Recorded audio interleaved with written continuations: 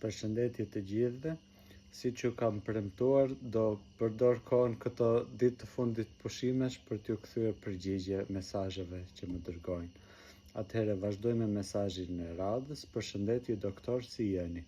Babai im është 67 vjeç. Pas një kontrolli, duke menduar se ishte ftohur në dhjetor dhe i merrej fryma kur ngjiste shkallët, zbuluam që kishte ujë në mushkëri, gati 1.5 litra. Doktori i shtëpisë e mjekoi 1 javë me spironolakton derisa i dha një kramp në këmbë. E ndaluam 1 javë dhe sikur u shtuan prap lëngjet. Vendosa e çova në spital në Regensburg pasi jetojmë në Gjermani. Pasi e vizituan, thanë që duhet të bëj një koronaro-angiografi sepse ka bllokim. E bëm atë dhe doli një arterie as e lirë as e bllokuar, asgjë akute sipas tyre. Thonë që zemra ka një punksion, që është fraksioni i ejeksionit, 26%. Na quan për një hertz scintigrafi, të cilët e përfunduam sot, i bëm të 2 fazat. Konkluzioni i tyre është një Durchblutung Störung, që do të thotë një çrregullim i furnizimit me gjak të zemrës. Zemra nuk furnizohet mjaftueshëm me gjak, thonë. Probleme me hertz muskël, që është muskuli i zemrës, ose të tjera nuk ka. Disponoj dhe fotot e ekzaminimeve, mund t'ju dërgoj. Do më ndihmonte shumë një mendim i juaj si specialist dhe kam besim te ju ndjek gjithmonë.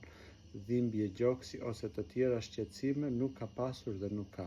Momentalisht është duke ndjekur një hertz insuficiencë terapi, ka 1 muaj e pak është më mirë. Ujë në mushkëri nuk ka më, gati 1 muaj.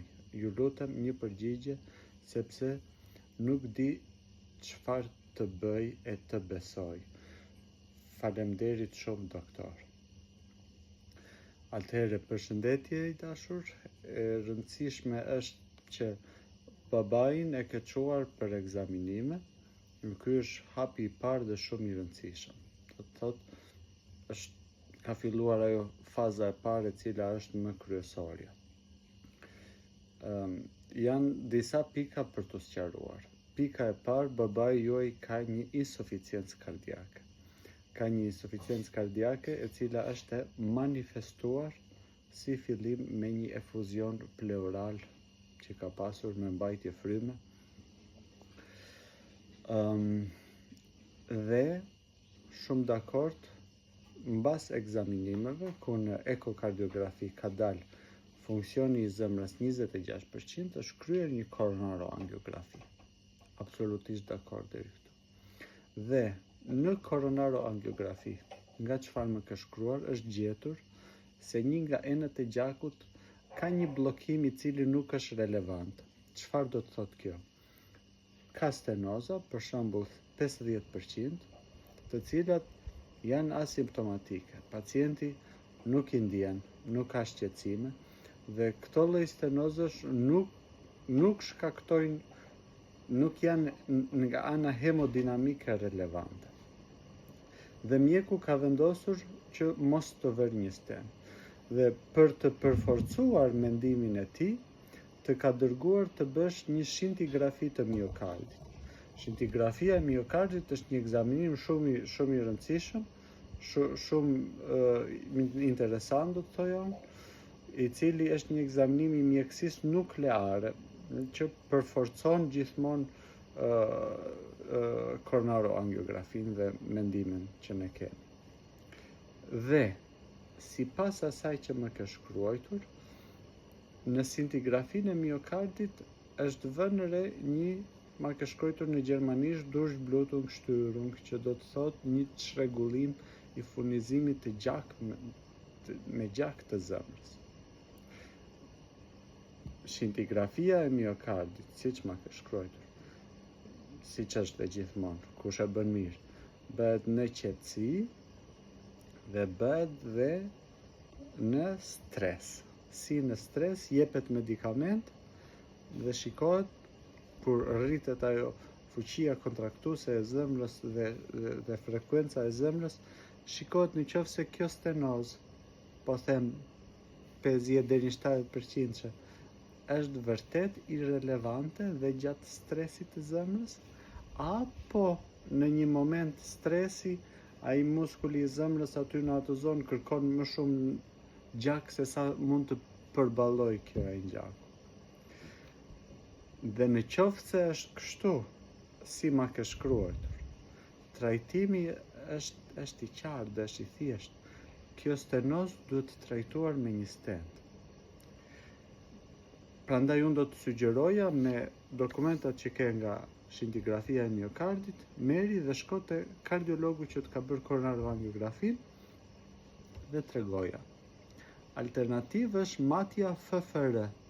Matja FFR gjatë koronaroangiografisë e shikon në qoftë se ajo stenoza është vërtet relevante apo irrelevante, sepse dhe në koronaroangiografi mundet që të gabosh me matje. Sado që është një ekzaminim shumë specifik, ka subjektivitetin e vetë brenda.